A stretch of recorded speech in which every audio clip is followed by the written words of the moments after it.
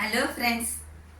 അപ്പോൾ ഈ ഹെയർ കളറൊക്കെ ഉപയോഗിക്കുന്നവർക്ക്, പ്രത്യേകിച്ച് ആദ്യമായിട്ട് ഹെയർ കളർ ചെയ്യുന്നവർക്ക് അവർ ശ്രദ്ധിക്കേണ്ട കാര്യങ്ങളും അതോടൊപ്പം ചില ടിപ്സുകളാണ് ഞാൻ ഇന്ന് പറയാൻ പോകുന്നത്.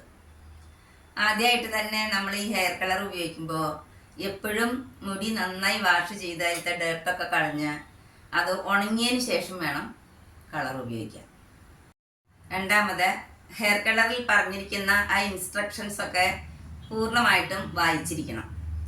അതിൽ ഗ്ലൗസ് ഉപയോഗിക്കുകയും അതോടൊപ്പം ബ്രഷ് ഉപയോഗിക്കുകയും അതിനോടൊപ്പം തന്നെ അതിൽ എത്ര സമയമാണ് നമ്മൾ ഈ ഡൈ ഒക്കെ ചെയ്യേണ്ടത്, കളർ അടിക്കേണ്ടത് എന്ന് നന്നായി വായിച്ചു നോക്കണം. അത് കൂടുതൽ കളർ കിട്ടുമെന്ന് വിചാരിച്ചിട്ട് നമ്മൾ കൂടുതൽ നേരമൊന്നും ഇരുന്നേക്കരുത്. അതിൽ പറയുന്ന സമയത്ത് തന്നെ മുടി വാഷ് ചെയ്തിരിക്കണം.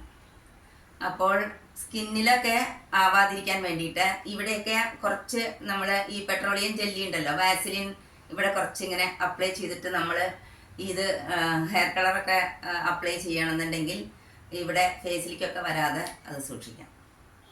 പിന്നെ ആദ്യമായിട്ടാണ് ഹെയർ കളറൊക്കെ ചെയ്യണമെന്ന് വെച്ച് കഴിഞ്ഞാൽ അവർ ഈ നമ്മുടെ ഇയറിൻ്റെ പിന്നിലായിട്ടുണ്ടല്ലോ, ഈ ചെവിയുടെ പുറകിലായിട്ട് ഒന്ന് കുറച്ച് അളവിലെടുത്തിട്ട് ഒന്ന് അപ്ലൈ ചെയ്തതിന് ശേഷം ഒരു 10-15 മിനിറ്റ് നേരം വെയിറ്റ് ചെയ്യണം. അപ്പോൾ വല്ല അലർജി ഉണ്ടാവുകയോ അല്ലെങ്കിൽ ഇങ്ങനെ കുജിലി ഉണ്ടാവില്ല എന്ന് വെച്ചാൽ ചൊറിച്ചിൽ അങ്ങനെ വലിയ ഉണ്ടാവുകയാണെങ്കിൽ നിങ്ങൾ പിന്നെ അത് ഉപയോഗിക്കരുത്. അതൊന്ന് ടെസ്റ്റ് ചെയ്യണത് നല്ലതാണ്.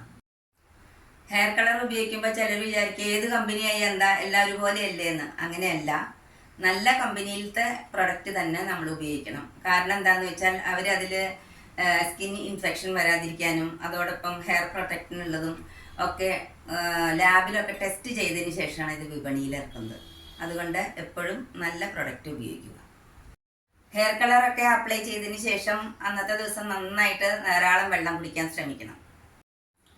പിന്നെ ചില ഹെയർ കളറൊക്കെ അടിച്ചു കഴിയുമ്പോഴേ വാഷ് ചെയ്യുന്ന സമയത്ത് അതിൽ ചിലപ്പോൾ ഷാമ്പൂ, കണ്ടീഷണർ അങ്ങനെയൊക്കെ ഉപയോഗിക്കാൻ പറഞ്ഞു കാണും.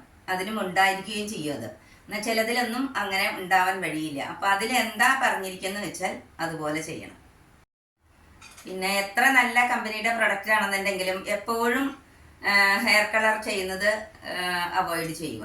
ഇടയ്ക്കൊക്കെ ചെയ്യുക. ചെറിയ നരയൊക്കെ ആണെന്നുണ്ടെങ്കിൽ ഇപ്പോൾ ഇങ്ങനെ ഹെർബലിൻ്റെയൊക്കെ സ്റ്റിക്കുകൾ കിട്ടുന്നുണ്ട്. അതപ്പോൾ അതൊന്ന് ഇടയ്ക്കൊന്ന് ടച്ചപ്പ് ചെയ്താൽ മതി. ചില ലേഡീസൊക്കെ പാർലറിൽ വരുന്ന സമയത്ത് ചില സമയത്ത് അവർ ഹെയർ കളർ ചെയ്യും, കുറേ ദിവസം കഴിഞ്ഞിട്ട് പിന്നെ ഹെന്ന ചെയ്യും, പിന്നെയും ഹെയർ കളർ ചെയ്യും.